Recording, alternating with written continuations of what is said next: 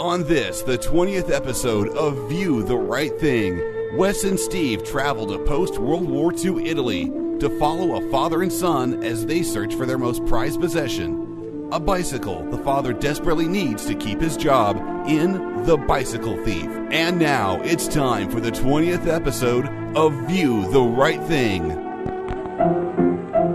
Let's all go to the lobby. Let's all go to the lobby. Let's all go to the lobby to get ourselves a treat. Hey, welcome back to another episode of View the Right Thing. Ooh. See how you quickly I did that? You stole home plate just then. I did. Because I was going to say Indiana Jaws. Yeah, but View the Right Thing is the name of the podcast. Yeah. I don't know. Should I put it back in retirement? I put it in retirement for one episode. I mean, it was nice. Sure. In a way, I just retired it for this episode. No, because you just said it like 2 seconds ago. But I didn't say it over you. That's true. You did not say it over me. The conflict continues, my friends. I mean, the name of the show is View the Right Thing. Yeah. I'm just going to keep pretending to not realize that. I'm going to change the name of it to View the Right Biciclette. Oh, I guess don't. No, I won't. View the Right Bicycle. Today we're talking about the Bicycle Thieves, also known as Bicycle Thief. Or vice versa. Or vice versa. There's some confusion about it on IMDb. Vice versa. Vice versa. Antonio Ricci got his bicycle stolen. We're gonna do a whole lot of bad Italian accents in this episode, I imagine. I'm 25% Italian. I can get away with it as long as I want. I don't think I'm any Italian, so... That's okay. I'm giving you a green light. Oh, I'm getting a green light from a 25% Italian. Yep, my grandma's 100% Italian. Put as many A's on the ends of your words as you want. Okay, sounds good. Steve, it's been a few weeks. It's been a few weeks. That's unfortunate. Our last movie was Moon. Directed by Duncan Jones. Yeah. Who's directing the soon-to-be-released World of Warcraft movie. Yeah. It's pretty exciting. Yeah. Pretty exciting stuff. I like that Duncan Jones guy. He seems real cool. Yeah. He liked our tweet. He liked our tweet about Moon. That we did a podcast on Moon. He liked it. I would have rather watched Moon again today. Torn on that. I'm going to ask a very offensive question. I definitely enjoyed Moon more. What's your offensive question? You think anybody involved in this movie that we just watched is still alive? 1948 is still alive? I don't know. I don't know either. Yeah, no, I don't know. Oh, those bicycle thieves. The little kid? The little kid could be. Probably alive still? Yeah. Yeah, I mean, why not? Sure. I mean, the thief, well, we'll get more into this, but the thief in the movie was what, like 18? Looked maybe 18. So maybe he was born in around 1930, around that era. There's people of that age. All right. I think, wasn't John McCain born in like 1938 or something crazy? 1838. 1838. No, that's not true. Doc Brown. Yeah. Doc McCain. Doc McCain Brown. So we watched The Bicycle Thieves. Yes. This week we did. Which is a 1948 movie from Italy. I almost said from Italian, but that would make me sound stupid. Yeah. An Italian movie, 1948. Didn't you say it won the Oscar for Best Foreign Film that year? In 1948 or 49, it won an Oscar for Outstanding Foreign Achievement. I don't think they had a foreign film category, really. Oh. It was essentially an honorary Oscar. Interesting. By the way, John McCain, born August 29th, 1936. Wow. So, yeah, I mean... Is that 80 years old? Was he 80 years old this year? Sure, why not? Way to go, John McCain. Survived a POW camp. It's raining McCain. Married a long time. Hallelujah, it's raining McCain. So, before we get to the Bicycle Thief... Yeah. What's been going on in your life? Anything exciting? I'm pretty excited. Yeah? My brother. Your brother. Your birthday, buddy. Yep. Coming to town next weekend. Yeah? Is he going to stay through his birthday? No. Because we could go. That would be like over a month. Birthday shenanigans. Maybe he's coming for the summer. I don't know. Well, there's time for shenanigans. It's a very brief trip. We're going to Disneyland the day after Memorial Day. Ooh, I'm trying to go open to close. I was going to be busy. The day after Memorial Day, I'm hoping it won't be quite as busy as the 3 days prior to and the day of Memorial Day itself. Yeah, Tuesdays, but I'm expecting busy. Tuesdays typically are pretty. Oh boy, knock on wood. Well, the good news is the Molten Boys, we're ready for that kind of nonsense. We're both walkers. Shenanigans. We're both, we do all right, man. I was just there a week ago. I know. I really wanted to join you that day, and I just could not. But I had also been there twice that week. That's all right. You can never go too many times. I agree, especially for the price we're paying. We have not bought Vinylmations in a long time, but we decided to buy... Because Desi is a big She-Hulk fan, and the Marvel series that's been out for a while has She-Hulk in it. Whoa! So we thought, hey, let's give it a shot. And we did not get a She-Hulk. Oh, yeah, that's right. You can't pick which one you get. You just gotta roll them vinyl dice. We did and they don't trade anymore. No, and we opened one. Fiddlesticks. And the guy at the store that sold it to us wanted to see us open it. So we opened it, and I was like, it's just Luke Cage. And he was like, whoa, this is a variant Luke Cage with a different color shirt. Really? And I was like, oh, cool. So where is it now? I don't know. Over there somewhere. Oh, all right. I'll look for it after we record. Sure. I'm excited to see a variant Luke Cage. So it's not Power Man Luke Cage? Instead of a yellow T-shirt, he's wearing a white T-shirt. So it's just sort of like any average everyday dude Luke Cage. Yeah, it's like Netflix Luke Cage. Cool. What else has been going on? I'm going to see The Who tomorrow night. Where's that at? The rock and roll band. I don't think it's at Hollywood Bowl. You would think The Who would be somewhere like that. I really don't know for sure. The Rose Bowl. I mean, it might be Staples Center. It might be the Forum. It might be the Greek. You're going to go see The Who and you have no idea where you're going tomorrow night. Correct. That's pretty interesting.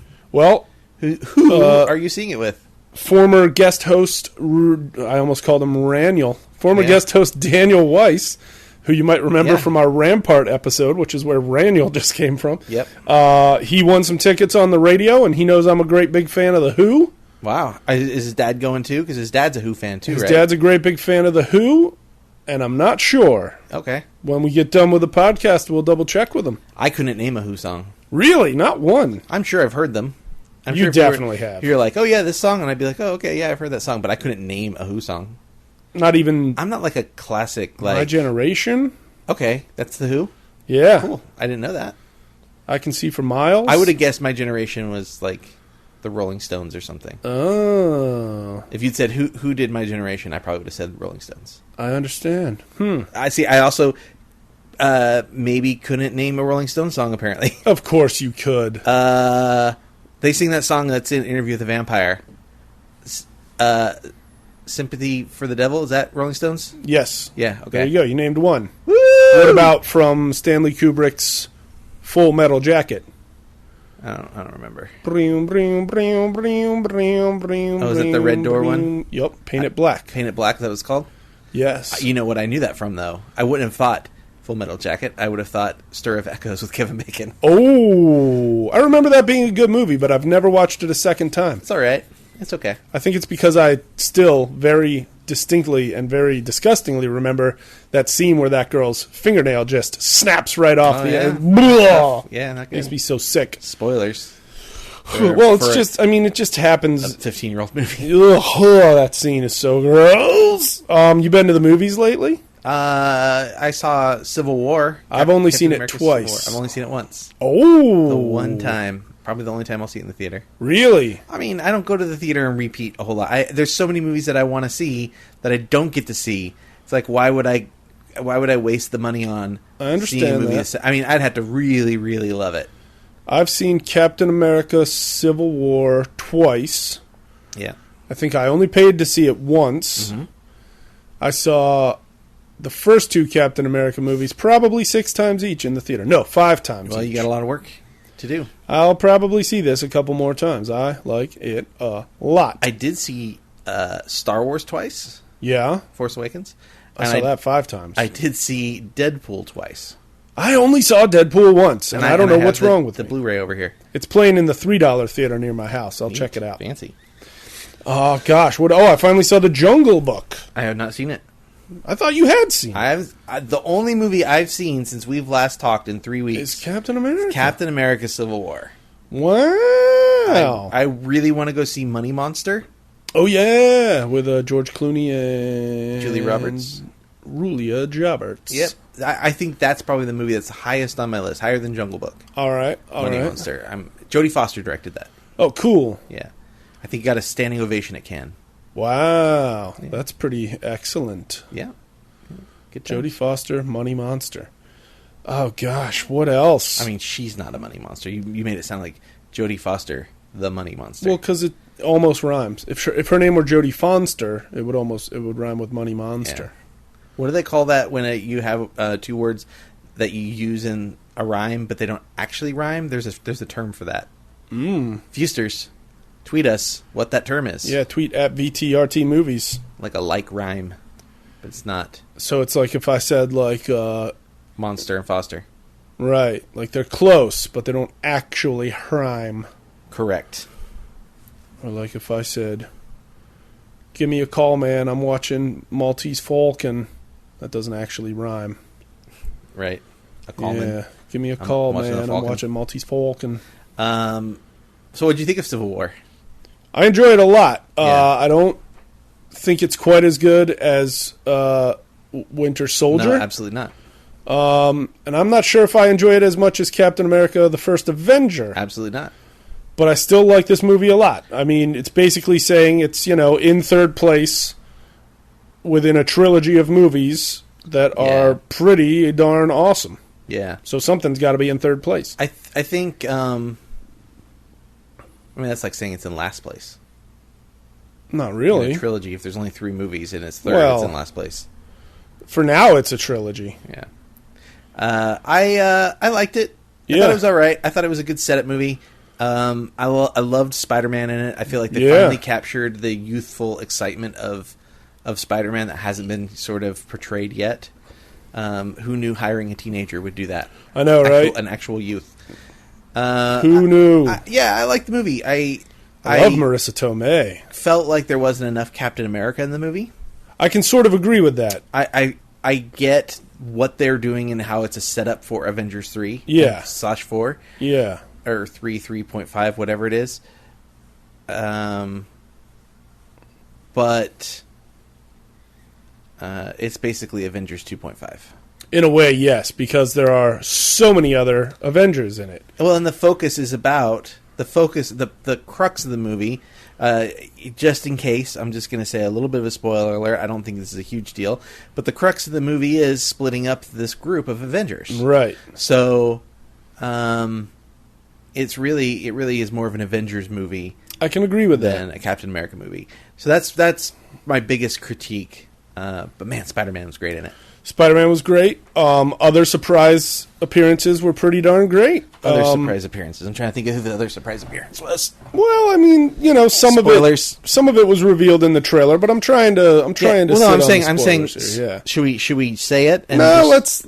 Just in case people haven't watched, let's let them have a few surprises left. Because if there's one thing text message that the internet is good at, is just spoiling everything. Yeah. So if some lucky so and so is listening right now and they still haven't seen Civil War, I don't want to be the one to spoil some other stuff. That's fair. It's only been out like 2 or 3 weeks, right? So 3, yeah. This is the third weekend. It's got to be, yeah. May 6th, and today is May whatever-ish. It's got to be at least 3, yeah. 3 weeks.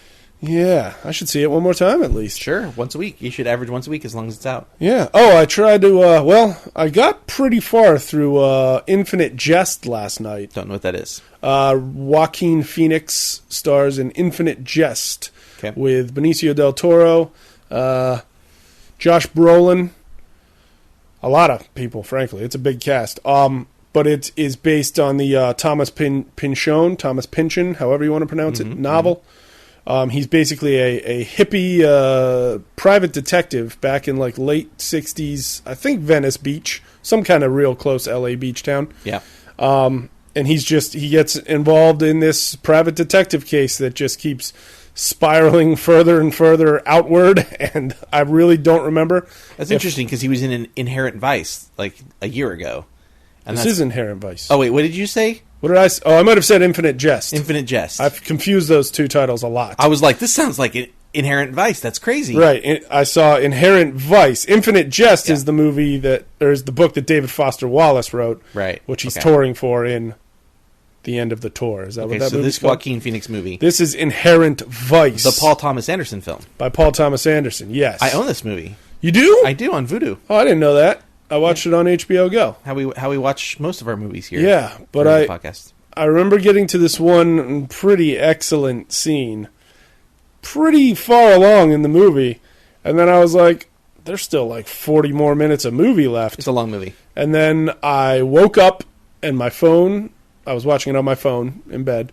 My phone was underneath my own back, and the battery was dead, so I plugged it in and fell back to sleep. Yeah. So I don't think I finished it. I got to finish it. All Paul Thomas Anderson movies are long. That's pretty true. Is Punch Drunk Love long? I feel like maybe that's the shortest one. But they're long in the sense of. So this is what I've noticed about, and I'm a huge Paul Thomas Anderson fan. Yeah, they are all either long running time, but they don't feel long, right? Or short running time, but they feel long. Interesting. Like Punch Drunk Love is not a huge running time. Like when you compare that to like Magnolia or There Will Be Blood. Yeah, which have, I mean, Magnolia is a 3-hour movie. Yeah. I don't feel like Magnolia feels like a 3-hour movie. Sure. Punch Drunk Love is much shorter, but it feels longer. Interesting. That's what I think. And Inherent Vice is the same way. Inherent Vice is like a 2-hour movie that feels like it's a 4-hour movie. I think it's closer to 2 hours 40, man. Is it really? It's up there. Yeah. Certainly it's a long 2.5, yeah. It feels long. It's up there. Maybe it's a long one that feels long. I don't know. Well, I didn't get all the way to the end, so I can't really tell. Let's see. But it was, it's pretty entertaining. But yeah, it's almost just like in every scene, he learns a new name that he's got to go look into in regards to this case he's working, and it just keeps going and expanding and just under 2.5 hours. Just driving poor Doc. What's his name? Doc Sportello. Yeah, driving him crazy. But yeah, it's definitely a movie worth checking out. I gotta finish it. I'll probably finish it tonight in bed. It's funny in bed, and it's beautifully shot. Oh, for sure. It's very well acted. I got like performances. I got like no complaints. The soundtrack's freaking awesome. Soundtrack's great. So much good stuff on the soundtrack. Yeah, Inherent Vice, not Infinite Jest. That is not a movie. That's a book. What's his next movie? P.T. Anderson? Yeah, he must have a new one coming out. I think he's remaking World of Warcraft. No, that's ridiculous. No, come on. You look that up, and I will vamp for a moment because I just don't feel like talking about the Bicycle Thieves. Boy, help me, Wes. Some Joanna Newsom stuff. I don't know. God. Something called Junun came out last year. Spell that. Junun. Junun? Junun or something like that. That's Paul Thomas Anderson? Junun. Musician Johnny Greenwood travels to Rajasthan, where he performs with a multitude of Indian musicians. Paul Thomas Anderson's a big music guy. Yeah, isn't Johnny Greenwood from Radiohead? Isn't he the guy that? Yeah, he also did a short for this year called Radiohead Daydreaming. There you have it. Oh yeah, that's their newest video. Well, he did that. There you go. There. I think I knew that actually because I think they put it in the theaters before a movie. Whoa. Yeah. I wonder which movie. Can't remember. Huh. So, anyway. Yeah, let's talk Bicycle Thieves. All right, let's. Or did you have one more topic? I don't know that I have another topic. We can talk about other topics if we come up with something afterward. For sure, man. Bicycle Thieves. Bicycle Thieves. Bicycle Thief / Bicycle Thieves. Yeah, with a "the" in there somewhere. Yeah. So this is a movie that came out in 47, 48, right around there. It's an Italian film. Right after World War II. Right after World War II. It's set in post-World War II Italy. Yeah, in the sunniest town I've ever seen in my life. Every shot is just so bright. It looks like the sun would just be so blinding hot there. I think, well, it's actually cold in the movie quite a bit. The little boy's wearing a scarf the whole film. They say that. It looks like a very warm place. Yeah. It's Rome, right? It's Rome. The whole thing is shot in Rome. But it's like a very flat part of Rome where the buildings are very far apart. Yeah. It's directed by Vittorio De Sica.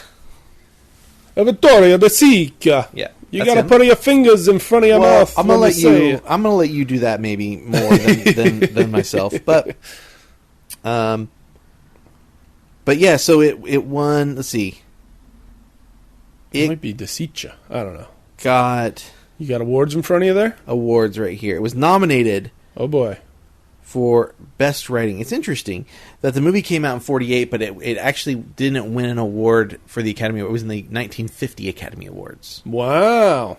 It won the Golden Globe that year. It won the BAFTA. Oh. It was nominated for Best Writing for Screenplay, but it won an honorary award. At the time, it was called Most Outstanding Foreign Language Film Released in the United States During 1949. That's the actual title of the award. Okay. So it seems like maybe there wasn't a Best Foreign Film yet. That, it had to start somewhere. Sure. It had to start somewhere. Wes, is this movie in the Criterion Collection? It is in the Criterion Collection. That's funny you say that. We did get a little Criterion logo at the very beginning, didn't we? I usually feel pretty good when I see that logo. Yeah, I mean, the movie's good. So let's talk about film school. Let's talk about neorealism. All right, So this is a neorealism movie. Yeah. What do you know about neorealism, Steve? For the sake of argument, I'll say nothing. Fantastic. That brings up an interesting conversation. So neorealism is sort of the ultra-realistic portrayal of poverty and the cycle of poverty. That makes sense with this movie. Right. And that's really like, this movie's not an upper. No, not at all. But I lost what I was. Basically, it portrays the working class. So it doesn't necessarily have to be about poverty, but generally, when you have a movie about the working class, it tends to be about how poor they are and how unjust the system is. It's going to aim for that lower working class. Yeah. Neorealism typically suggests that if wealth was distributed in a better way, all would benefit from it. I can agree with that. So when this movie came out, it was kind of deemed a piece of commie propaganda. A Marxist, yeah. Yeah. This director is known for shooting movies in all like natural locations. They just show up and shoot stuff. That makes a lot of sense because I caught a lot of extras looking straight into the camera. Yeah. As if they had no idea it was going to be there that day. I'll jump to this part, even though it's closer to the end of the film. The little boy is running across the street and almost gets hit by two cars. Yeah. They were just shooting and just told the kid to run across the street. That actually, he almost got creamed by those cars in real life. Terrific. Yeah. Welcome to 1948, folks. Yeah. So, yeah, he also is really well known for using actors who aren't actors. They're like amateurs people who aren't performers. So pretty much this entire cast, it was all amateurs. That makes sense too. That's why you didn't see any big names. Yeah. Except for Rita Hayworth. Yeah. On a poster. Which apparently just seemed to be a poster advertising Rita Hayworth. Did you have expect Andy Dufresne to come out of the wall behind that Rita Hayworth poster? Rita Hayworth in the Shawshank Redemption? I didn't half expect it. I like 3/4 expected it. Yeah. In the movie, it's not Rita Hayworth, is it? In the Shawshank Redemption? Yeah, it's someone else, right? Isn't it Raquel Welch? Yeah, so for 10 million BC? So in the book, yeah. This is a completely different topic, but in the book, The Shawshank Redemption, it's a short story. Yeah. It's Rita Hayworth, and the story is actually called Rita Hayworth in The Shawshank Redemption. Oh, now what is a book? Good question. Good question. A kid and a joke. So yeah, so that's your little background on neo-realism for the viewsters. That makes a lot of sense for this movie. In case somebody didn't know. In case somebody watched this and was like, why would we watch this? And it's sort of to like... It's very depressing. Grasp an accurate portrayal of the working class and the cycle of poverty. And we'll cover that again at the very end of this. Because that's when you get that cycle again. There's a cycle in this that... There is a cycle. Gets stolen. A bicycle. Quite a few other cycles get seen in the movie. Mm-hmm. So where do we start? A lot of bicycles get seen in this movie, right? Where does this movie start? It starts with a mob of day laborers waiting and waiting and waiting for somebody to come out and give them jobs. It's very like Grapes of Wrath kind of feel to a crazy vibe. Interestingly, so there's all these guys. They all head over to a building, and this gentleman comes out, and he's got work documents, work permits. Right. And he's looking for a specific guy. Looking for Ricci. Ricci. Antonio Ricci, who seems to be laying about 50 yards away in the dirt. And that's the part that I think is the most interesting. Yeah. Is why is he nowhere near everybody else? Like, he's poor, he needs the work. Why is he laying in the dirt, essentially napping? Maybe he thinks he's the least skilled guy there or something? I think... Because, I mean, the job he gets is poster installer. Yeah, they need somebody who can operate a lathe, but... Is that what it is? They said that at the beginning. They're like, lathe? no, you're a bricklayer. We need someone who can operate a lathe. And... Maybe that was for a different job that he handed out. Yeah, I don't know. Because then they bring over Richie to put posters up on walls. Posters of Rita Hayworth. Yeah. So, on walls. Well, we don't know it's posters yet. So, well, we don't know that yet. But so one of the other workers finds him, laying in the dirt. Yeah. So I sort of have this theory that Richie has already reached the end of his rope. Maybe. And he's already kind of given up. And because he doesn't seem like a particularly lazy person throughout the film, except in this one moment. And I think it's important for the cycle that we're talking about and the end of the film. Yeah. So this idea that he's kind of already given up, and then they pull him in and say, "We have work for you. Right. You need to have a bicycle." A bicycle. And he's like, "Why do I need a bike? Can I just hoof it for the first few days?" And they're like, "Nope, you got to get a bike." And he's like, "Okay." They say, "If you show up and you don't have a bike, this is no good." Yeah. And he's like, "All right, I'll have a bike. Don't worry, I'll figure it out." Well, what's also weird is he says, "I'll show up this morning." Now, I feel like when you say this morning and it's already blaringly bright outside, you're just talking about today. So how early in the morning was this job selection thing supposed to be happening? It's probably early, right? It's probably like, maybe that's why he was we need asleep. people to go to work today. Maybe he waited there all night so he'd have a good spot when the man But came then out. you'd think that he'd be up there with them. Yeah, I don't know. I don't know what to make of that scene. We'll come back to my theory in a little bit. All right. So Richie heads towards home. Yep. And he goes and finds Maria, his wife, Richie, filling buckets of water. Right. At like a well. There's all these other women there and stuff. And he doesn't even offer to help her carry them right away. Not right away. I thought that was funny. Not until she almost trips. I was like, what an a-hole. A little bit.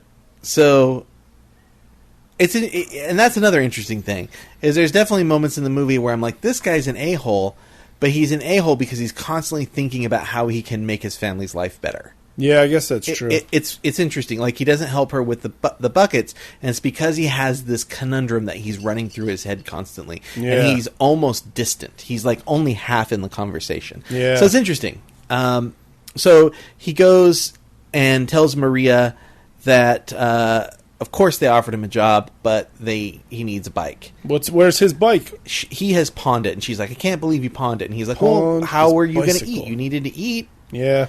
So they go into the house, and she puts the buckets of water aside, and he's just kind of like leaning against the wall, still in thought. And so she takes it on herself to make it happen. Yeah. So she goes and she grabs all of the sheets off the beds, and she's like, we can sleep without sheets. You need a job. Yeah. So she washes the sheets, folds them up.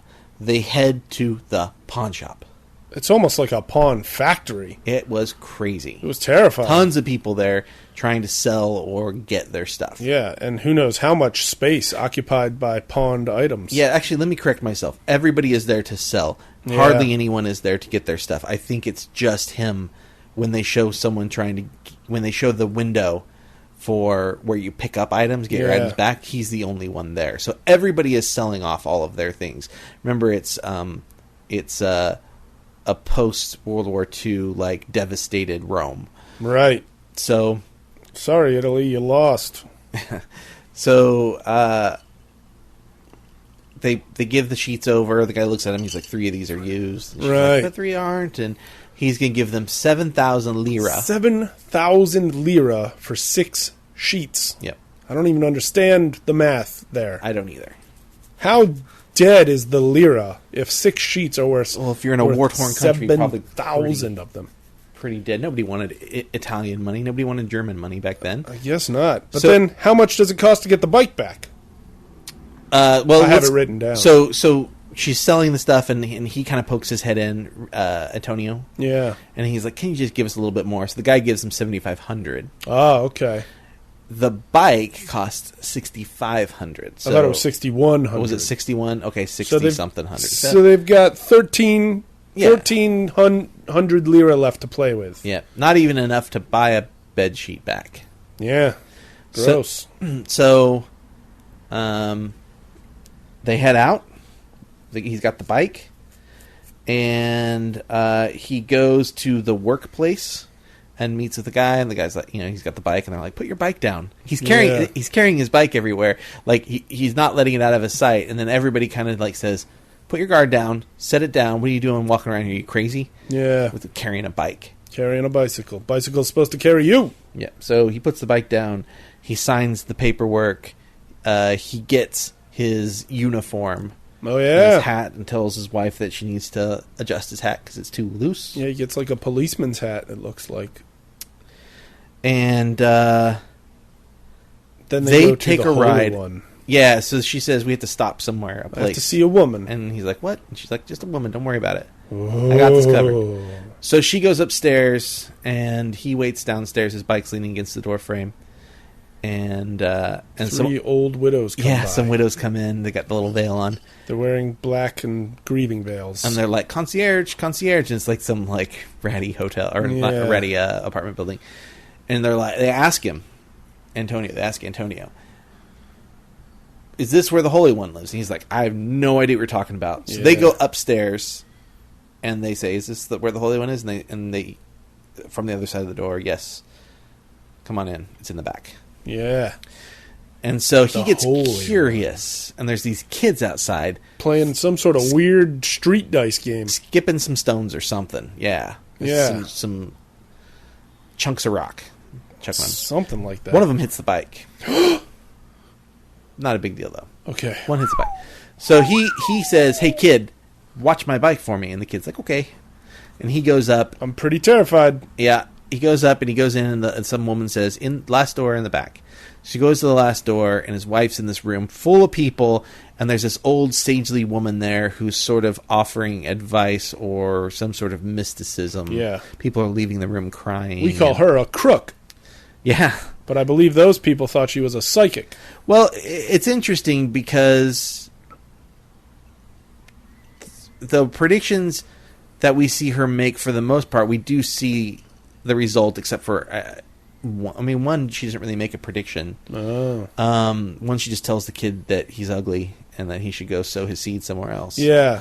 But which is disturbing. But the predictions she makes, or that we know that she makes correctly. That's true. And that's one is the reason why Maria is there is she wants to give the $50 that she owes this woman, 50 lira, because she correctly said, your husband's about to find a job. Oh, yeah, He's true. about to be given a job. And he was.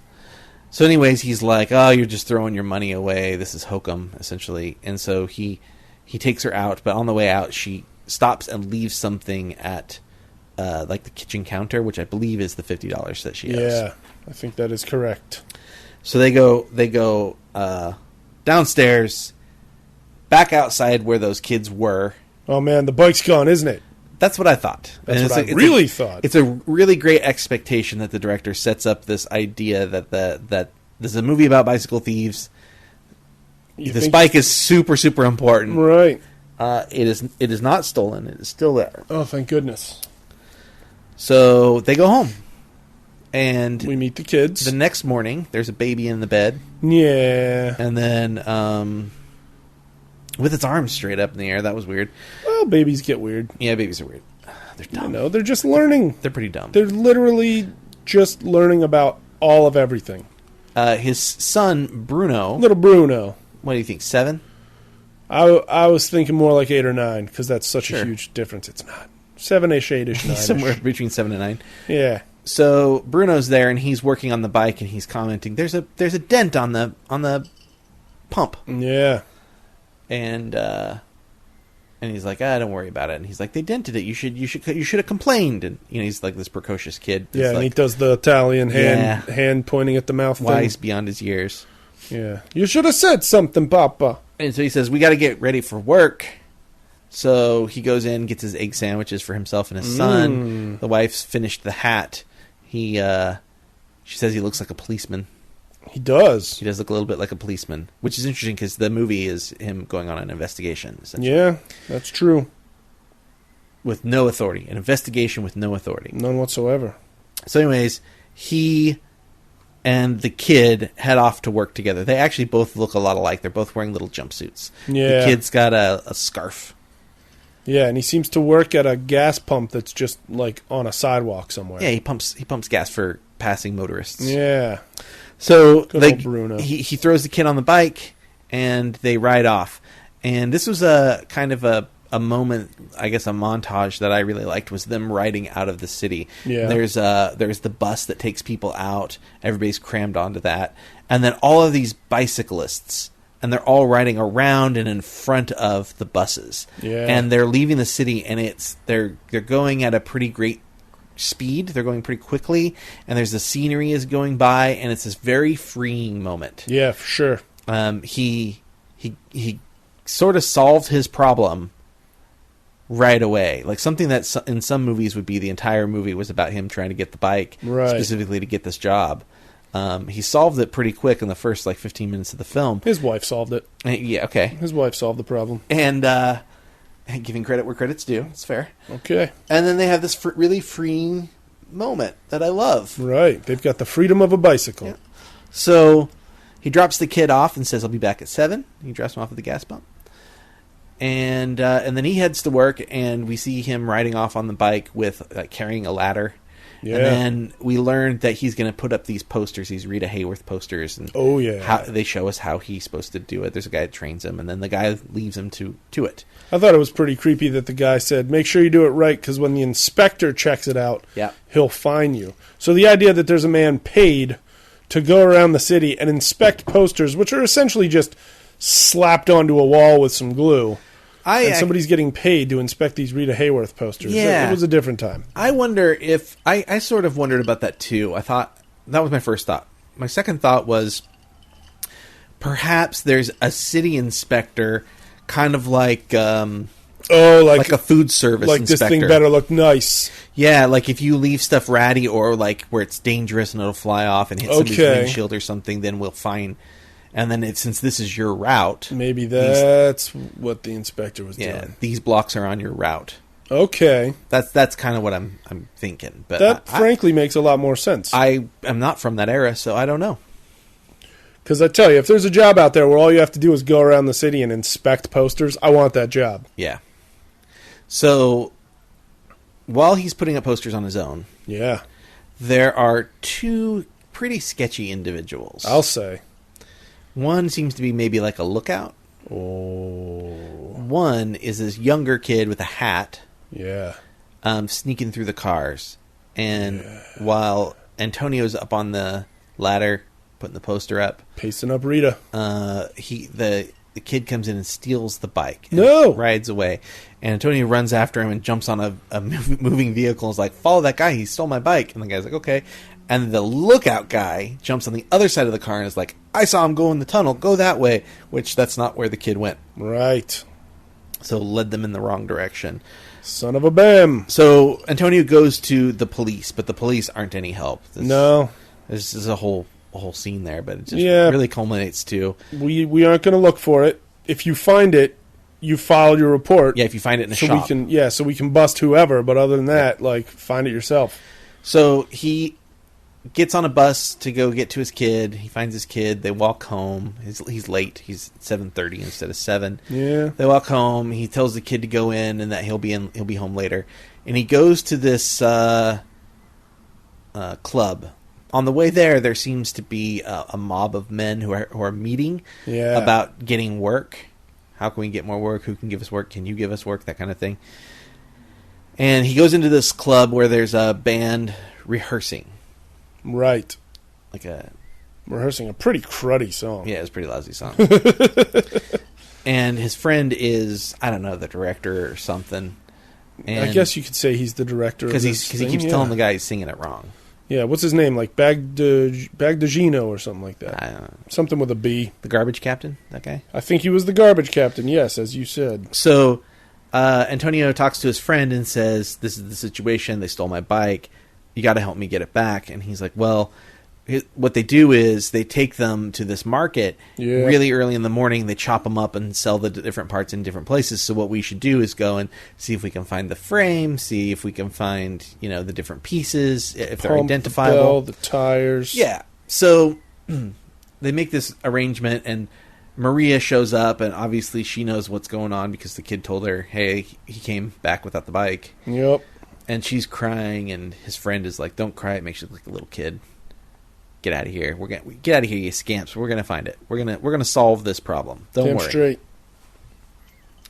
So the next morning, it's Sunday morning. So he doesn't have work. Yeah.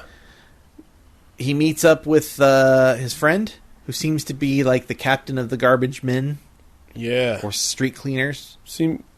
Maybe back then it might have been a little six of one, half dozen of the other. Let's just go around, pick up trash, make the place look nice. It's Rome, for crying out loud. And he's got his kid with him. By the way, when I was in Rome, it was very dirty there. Really? Everything was dirty. It was just like everything was caked with grime. All the walls of the buildings and the streets and everything just was dirty. Really? Yeah. Take that, Rome. Yeah. Needs a good power washing. They actually were cleaning some of it, and you could tell where they were cleaning part of the city. It just looked so much different. Oh wow! Yeah, like pressure hoses. Yeah, and like whatnot? pressure washing and stuff. Yeah. So they go to the market. The garbage captain, his friend.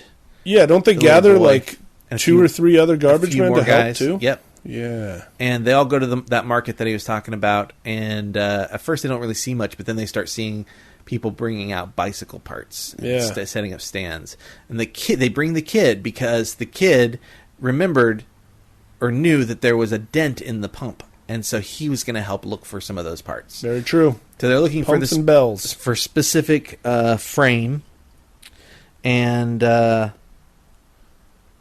just go around looking at stuff. Yeah, everything. They tables and tables of bike parts. They do find a guy painting a frame. Ooh. One of the old garbage men says, "Hey, we found something. You gotta look at this." And they ask to look at the frame, the serial number, and the guy's like, "Nope, not letting you." No, you don't need to see that. Yeah. Where's poor Bruno when this argument's happening? Bruno he's being stalked by a pedophile. He is absolutely being stalked by a pedophile. He's at a table looking at pumps, and there's a guy who's like, "You like this bell? Yeah. I'll buy you this bell." His bicycle bell, little shing, shing, shing, shing. You want this bell, don't you? I'll buy you this bell. Now, it's safe to assume he was probably a Vatican cardinal, taking a day off. You said it, not me. On a Sunday. Maybe not a cardinal, but maybe like a bishop. No, hey, they're after me now, I guess. Yeah.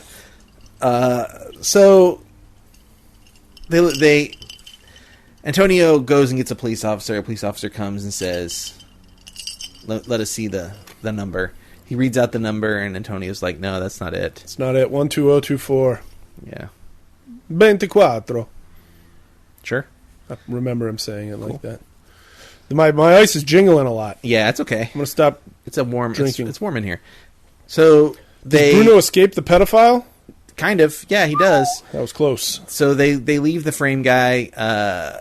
Antonio picks up Bruno and is like, "Let's get out of here. Hey, you get away from my kid." That kind of thing.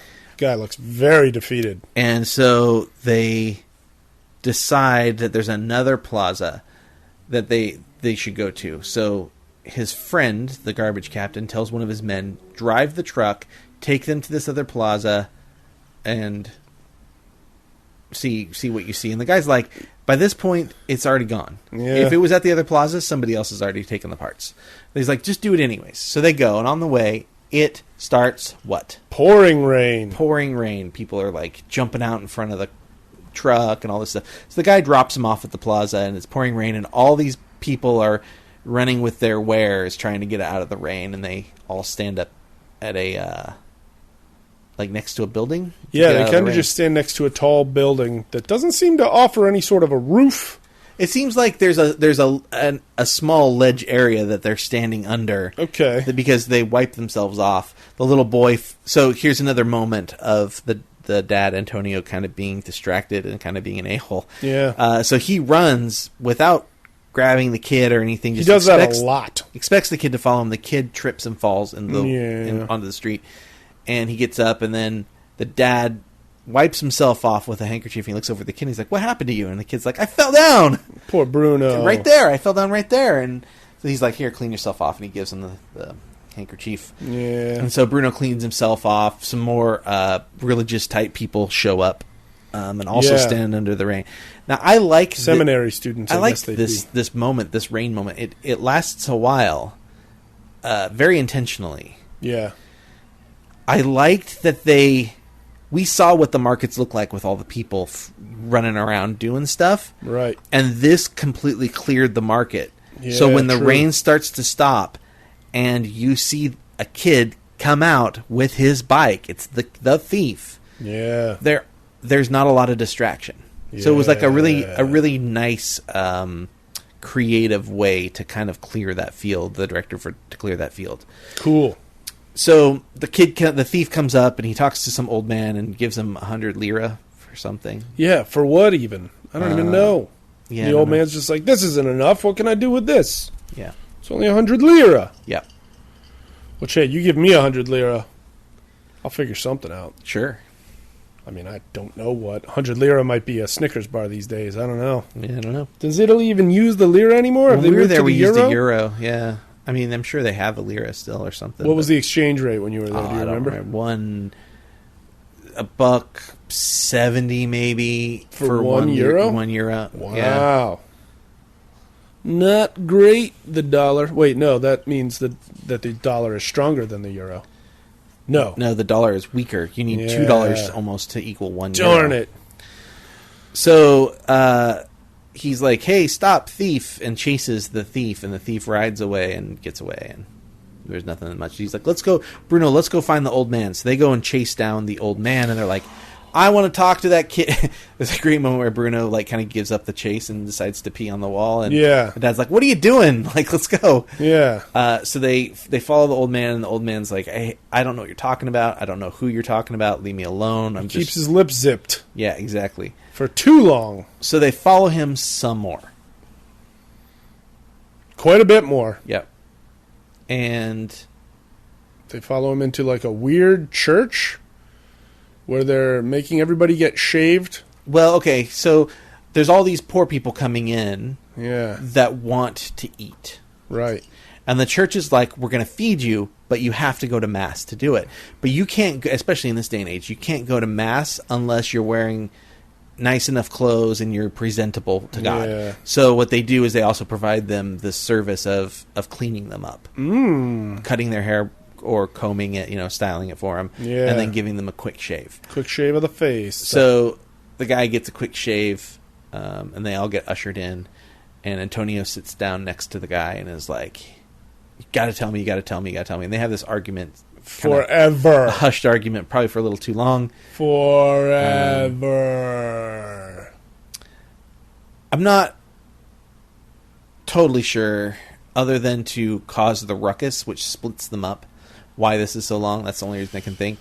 But so eventually, the old man tells him where this guy lives, or the neighborhood, or the building, or something, and tells him that he thinks it's apartment 15, but he's not sure. And he's like, "You're going to come with me," and he manhandles the old man, and the old man's like, "I need some food," and he's like, "I'll go with you to get food, then we're going to this place. You're going to help me get my bike back."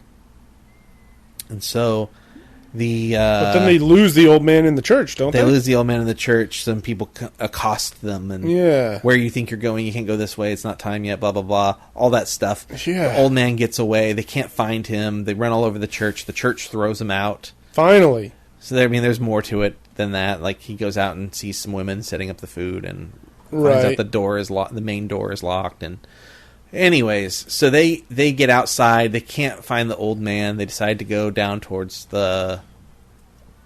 Don't they go to a restaurant at that point? No, well, they're going to go towards go back across the river. Oh, right. And the little boy is like, "You lost him." Basically he's like, "You're an idiot, Dad." And the dad smacks him. He's like, "Hey, little troublemaker." And the kid starts crying. Obviously, he feels bad. The dad feels bad. Well, what also sucks is this kid's been bopped on the head by a few strangers throughout the movie. Yeah, get away from my stand. Get away from my cart. But now his dad hits him, and that's a whole other story. Well, it's not. It's actually part of this, right? Because we're talking about a culture that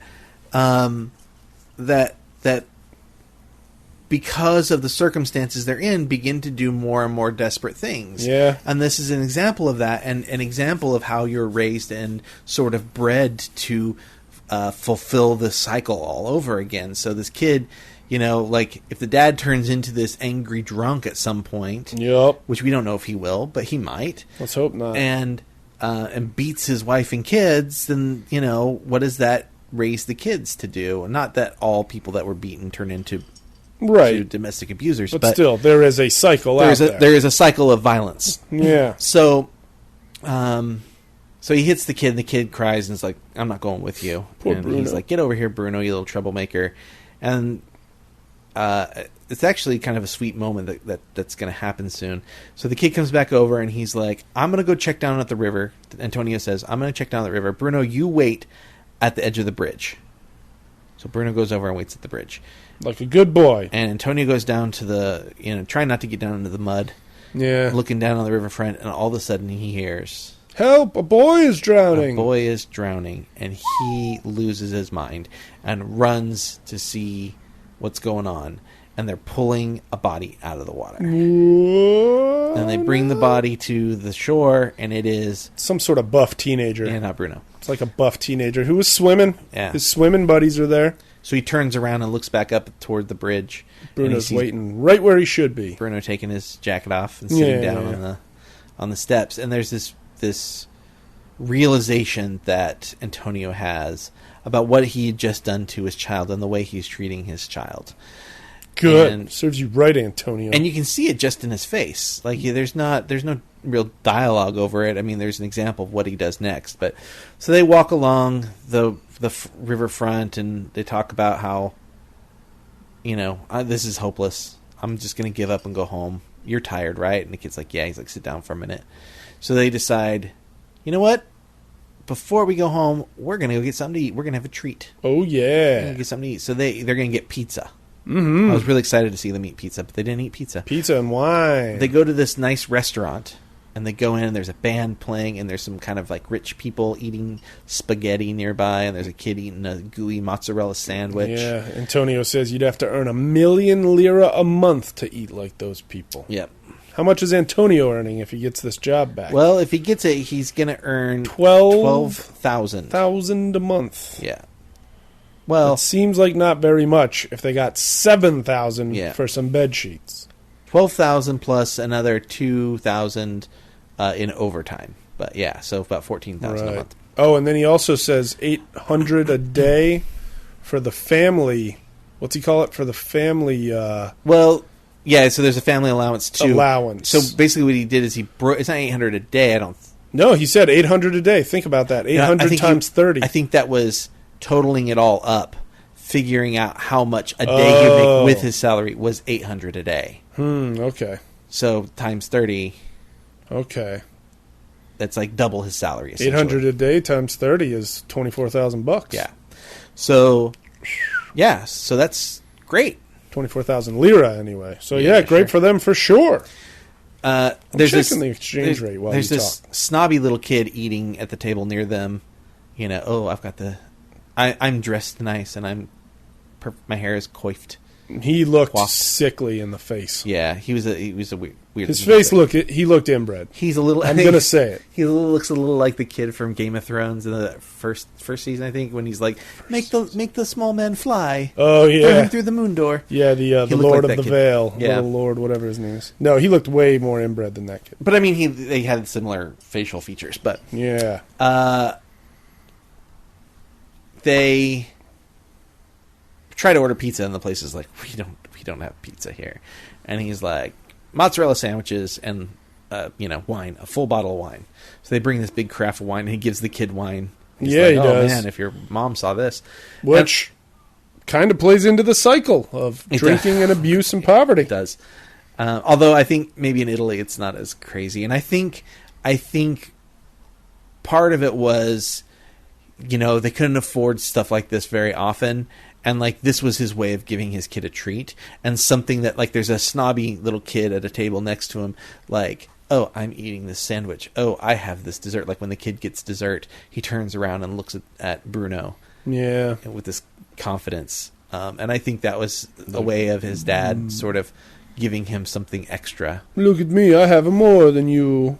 Yeah, so there's like this band singing to him, and he breaks down everything for the kid. He's like, you know what?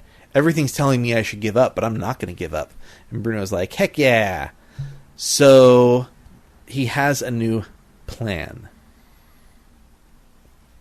He's going to go talk to the old woman. The Holy One? The Holy One. The Seer of Visions? Yep. So they go there, and they kind of cut their way in line, and he explains what happened to her. You want to hear this real quick? Yeah, real quick. The last time the Italian lira was legal, it was worth 0.0579 of bad. a dollar. So that's basically 6 cents. That's a collapsed economy right there. That's terrifying. So they talk to the Holy One, and he explains what happened with his bike, and she tells him, you'll either find it right away or you'll never see it again. There's no in between. Right. Either find it right away or never see it again. Now, I feel like at this point in the story, right away has passed many, many hours ago. Literally the day before, frankly. Well, I mean, he sees the bike that morning. He sees the kid riding on it that morning. Yeah, that's true. They walk out of the apartment building. He turns right. And what do they see right away? But he's walking toward, not away. But what do they see right away? The Bicycle Thief. The Bicycle Thief. So they start following this kid. He tries to run, and they catch up to him, and there's this big mob that gathers around him. They're like, are you sure it's this kid? Well, first he follows him into his house, which... he falls some sort of... He actually follows him into a brothel. Into a brothel, Yeah. but clearly that kid is, like, in cahoots with these brothel people. Yeah, he's not a good kid. And let me tell you, of all the scenes in the movie, to make the shortest scene in the movie, it shouldn't have been the brothel scene. There was nothing untoward going on in No, the there were brothel just a scene. bunch of foxy Viewers. ladies being like, Eating hey, Sunday lunch. we're post-war brothel inhabitants. Yeah. Having a nice Sunday lunch. He's roughing the kid up outside a little bit, and he's like, give me the bike, I want the bike, give me the bike, I'll call the police, blah, blah, blah. And then a big crowd gathers, and they start harassing him, and they're like, hey, this is, you're going to get sued for libel for accusing people of stuff like this. He's a good kid with a clean record, and the mom is out there, out the window or whatever. Right? Yeah. What about the man in the sunglasses? What about the man in the sunglasses? Well, he approaches. He clearly looks like he's got a whole lot more money than everybody else in that scene. Sure, he's probably the Don. He's wearing sunglasses, which I don't think we've seen anybody in the movie wear. Right. And he's got a pinstripe dark suit. Right. Do you think that guy is connected. a mafioso? I think Maybe a friend of old Vito Corleone's. I don't know about that much. I think that this kid probably works for him. Right. So then they start turning on Antonio, the crowd does. And big time. Bruno has run off, and he brings back a police officer. Oh, thank goodness. And so the kid, once the police officer shows up, fakes a seizure. Yeah. Yeah. And then for no reason old one's whatsoever. like, oh, my poor boy, he's got a perfect record, blah, blah, blah, blah, blah. A clean record. So the policeman shows up, and he's like, take us in the house, show us the house. They look around, and they don't find anything in the house. Not a thing. Bicycle at all. Not a. There is a strange rope hanging from the ceiling. Yeah, I think that something they do nothing with. I thought at first I was like, oh, if they pull that rope, there's like a compartment in the attic, a booby hatch. Yeah, and the bike's up there. But I actually thought I saw something like hanging from it, like It might be like where they hang a lamp or something. Because it was like kind of near a bed, kind of over near a bed. Okay. So, anyways, the police officer basically tells them you have to catch them red-handed. If they don't have it, you can't really do much. But if you want, we can file a police report, but it's bad news if you're wrong. Yeah, and he points out everybody out on the street is going to testify on the kid's side. Who could testify on your side, He's like, right? it's hearsay, basically. Yeah. So, on their way out, the daughter comes home, and she has a whole bunch of packets of something. I thought that was interesting, and I wish I had gotten a better look. I don't know if I paid attention to her packets. I kind of got the vibe that the whole family is crooks. Oh, yeah. The whole neighborhood's crooks. And that she's bringing in, like, some stolen stuff, like a whole bunch of the same thing. Like, she pocketed a bunch of things. Ooh. I shouldn't accuse her, but, Interesting. she's not real. So We know her brother's a bicycle thief. right. So what might she be a thief of? So they go back down, and the whole mob's there, and the police officer asks the kid's name, and then he says, hey, do you want to press charges? And so Antonio just walks away. Yeah. Now, what I didn't see was what the address was, what the apartment number was. Ooh. Because we never did really get to find out if that would have really told us whether the kid was the bicycle thief or not. Because he was definitely saying he wasn't.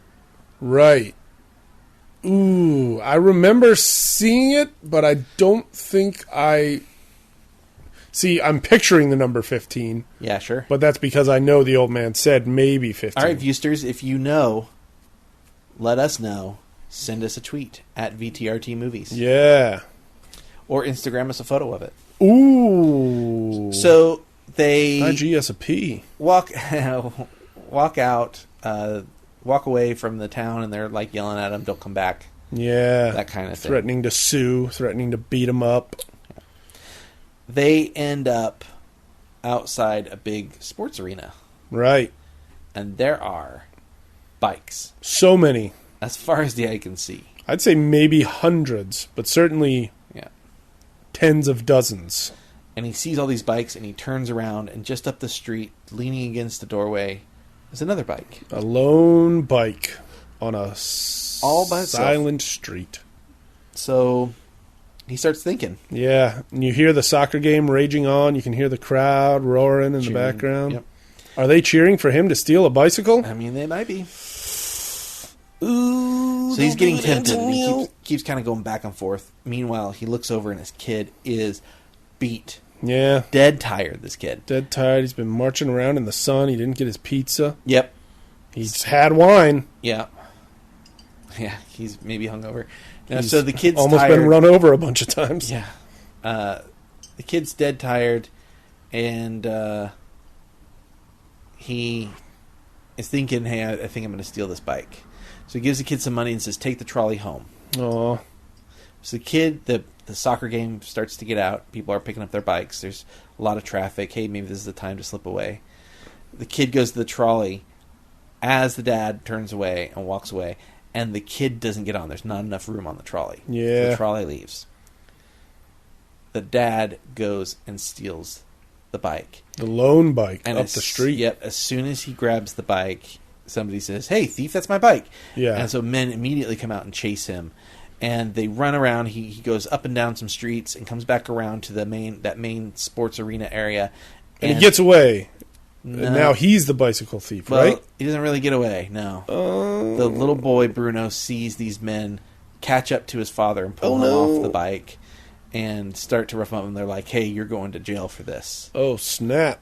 And so Bruno runs up and he's crying because his father is, this terrible person all He's of a a sudden. thief now.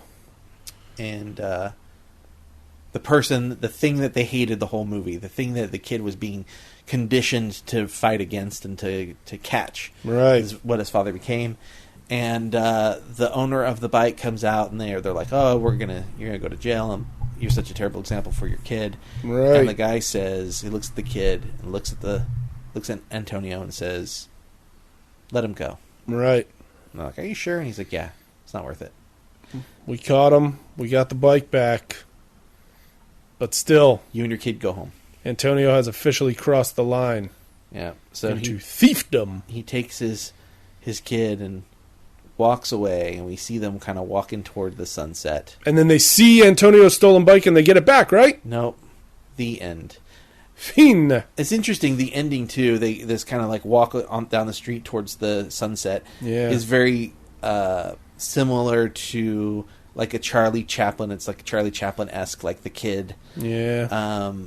And whereas that's a very like... definitely, those Charlie Chaplin stories are about poverty, like The Lovable Tramp and stuff. Those are stories about poverty, but it's sort of about making do with what you have and being happy with it. And this is a situation where its poverty is just it turned this man into the thing that he was trying to overcome. Right, because now he's got no bike. Does that mean he's got no job? He's got no job, Kinda. presumably. He's got no bike. They're just going to get poorer. Yeah.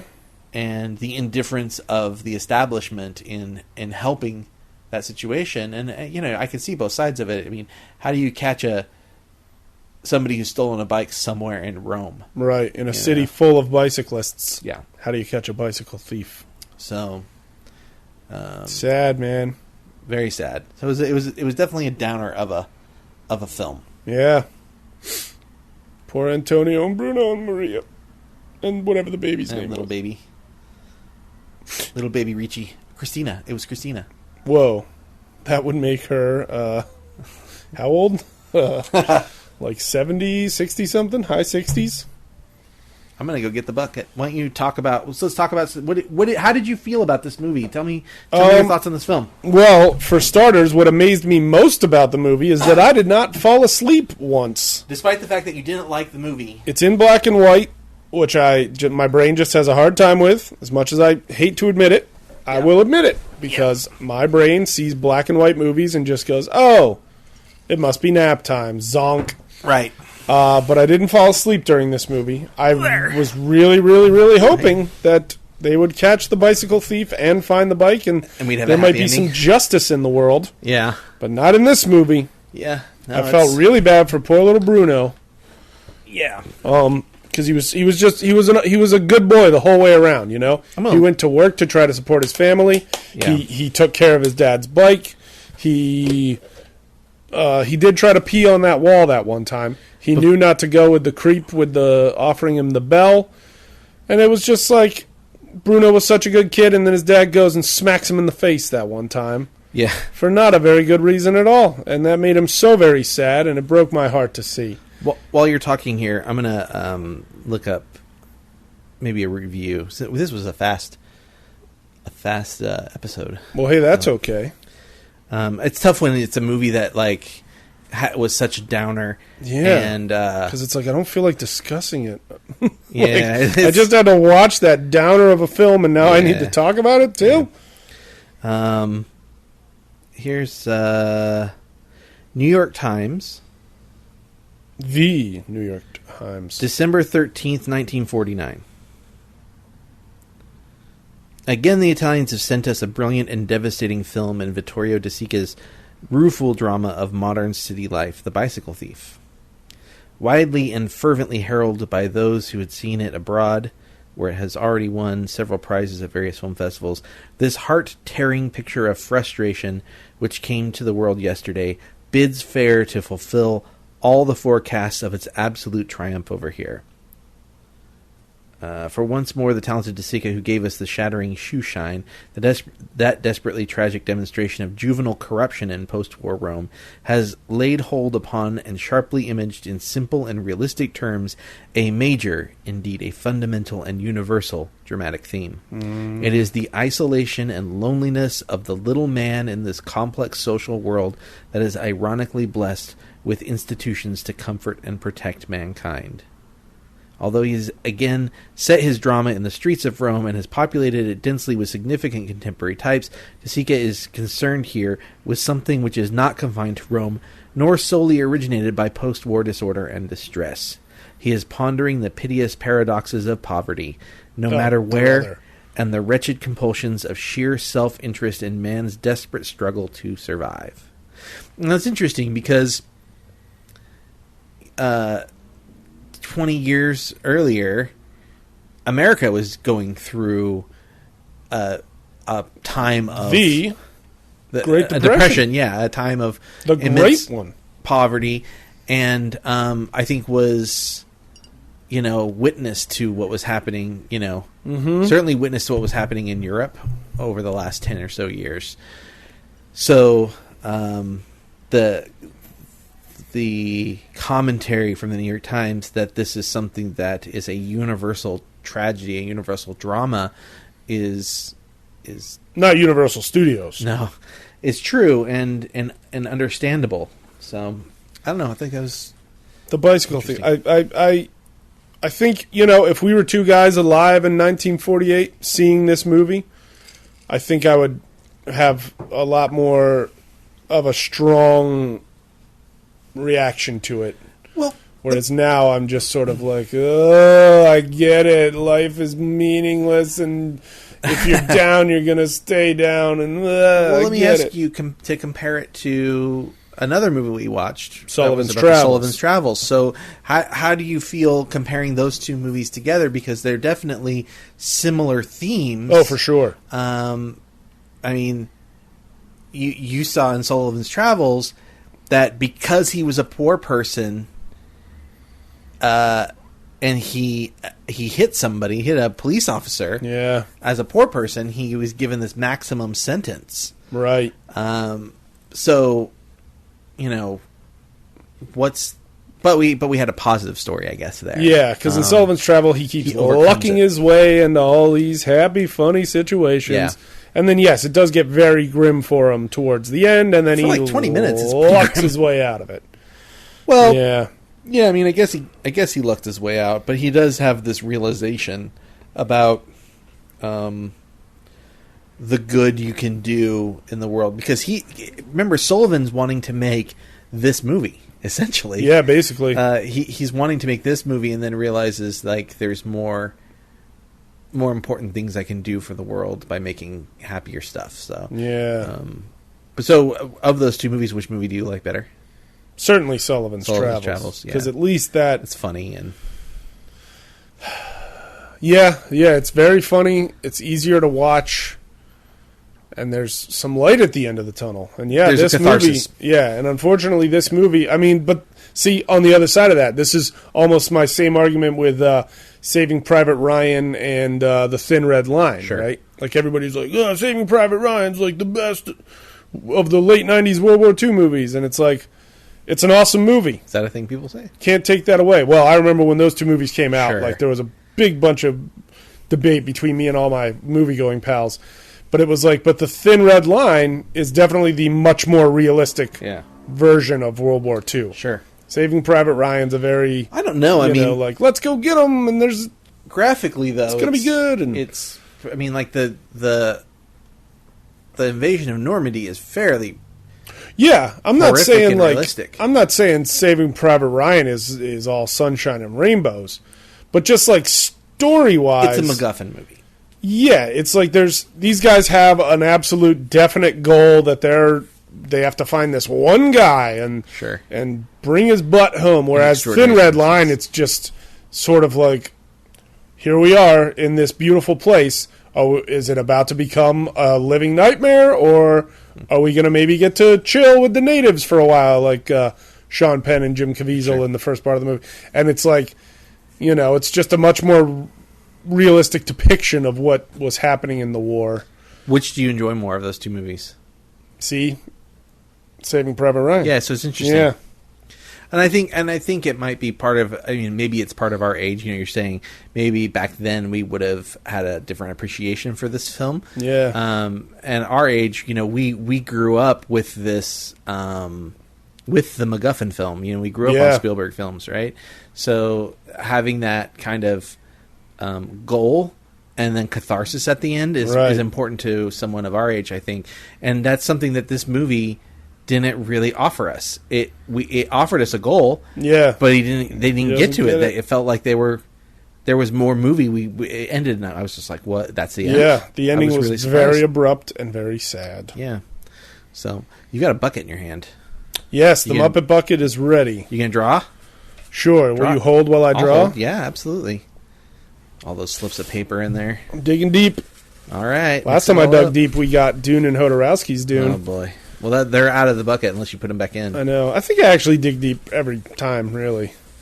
But come on, something to lift our spirits from this very depressing, hyper-realistic film, which, unfortunately, America has still not learned its lesson from. No, one fell out. Is that the one? Does that count? It fell out. Nah, it's got to be picked. Okay, well, maybe that's the bucket's way of telling us you should put it back in.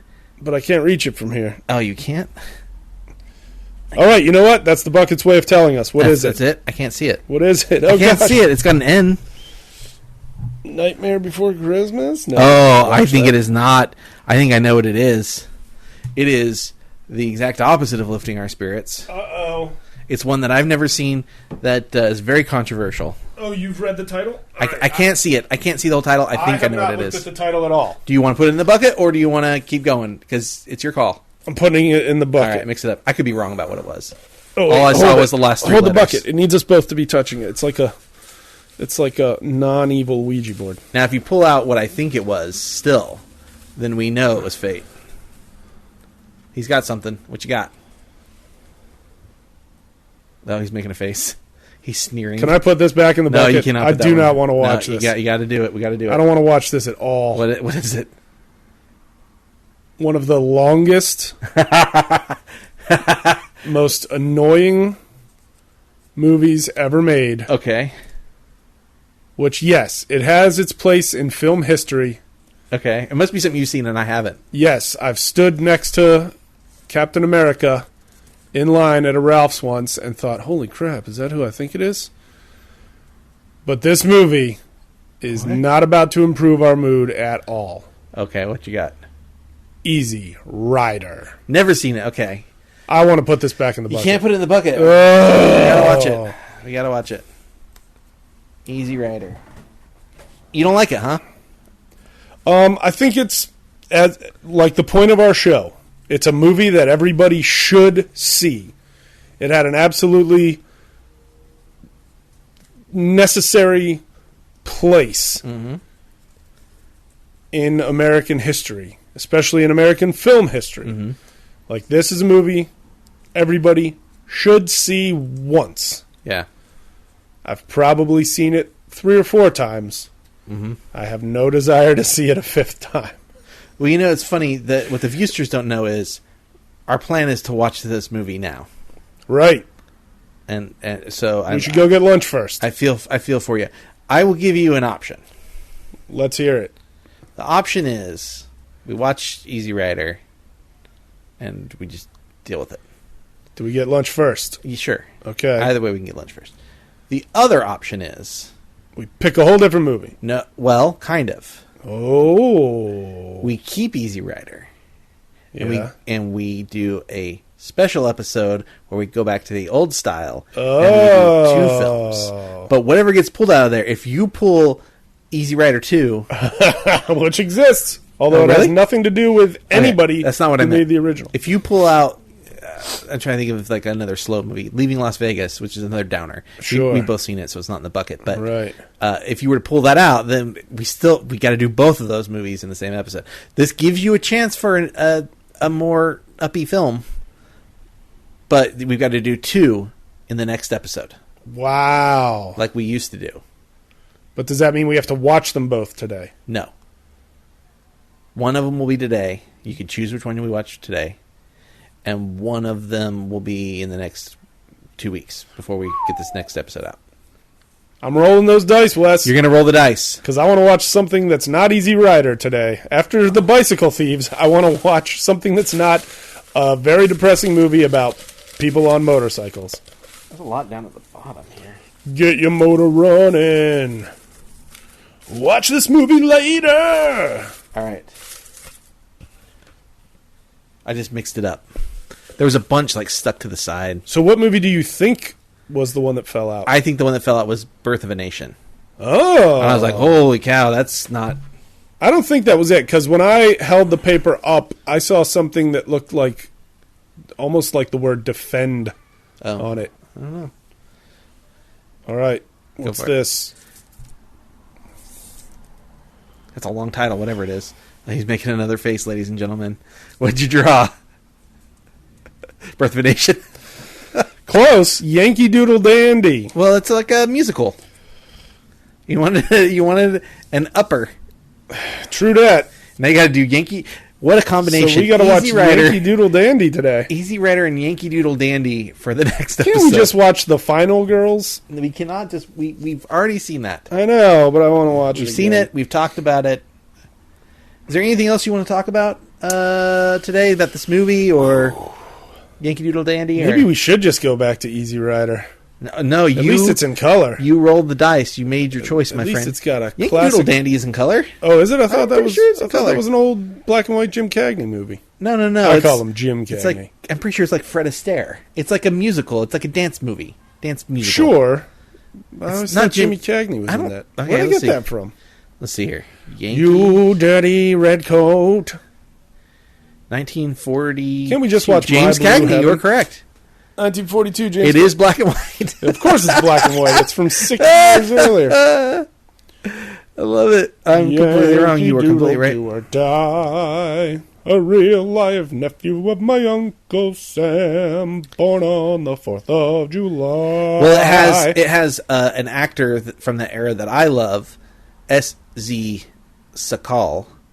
Oh. Who is in one of my favorite movie musicals, T for Two. Which is the movie adaptation of No No Nanette. Ooh. Is that the sequel to Rochelle? No. So it's actually kind of cool.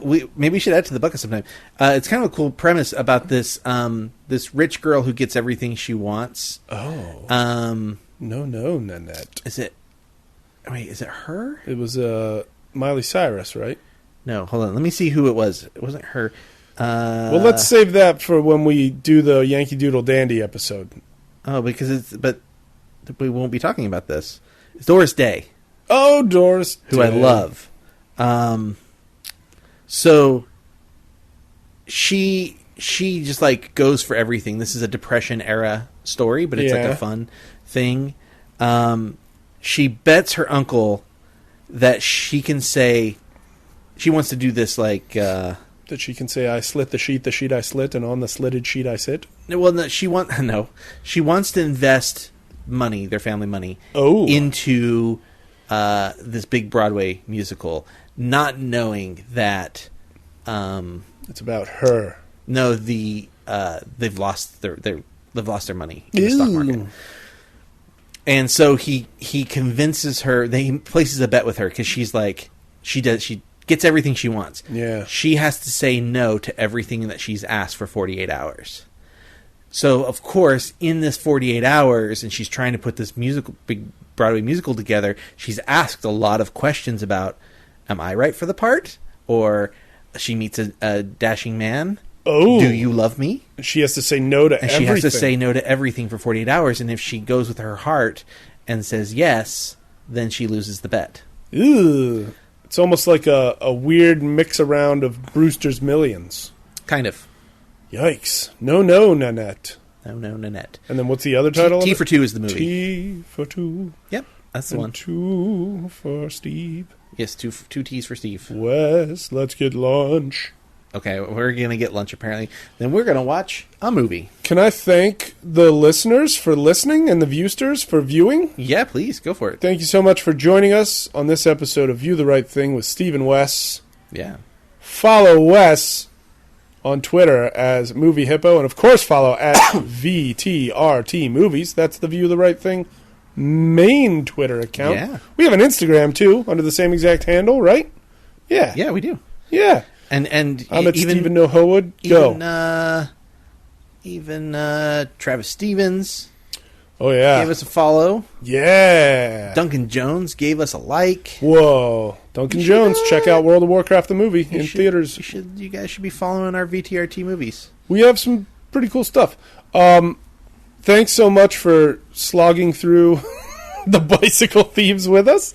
And now we are going to start on the next episode. Yeah, don't forget, in 2 weeks we'll have a long episode. That's right. We're going to cover Yankee Doodle Dandy and Easy Rider. Get your motor running. In the meantime, bon cinema.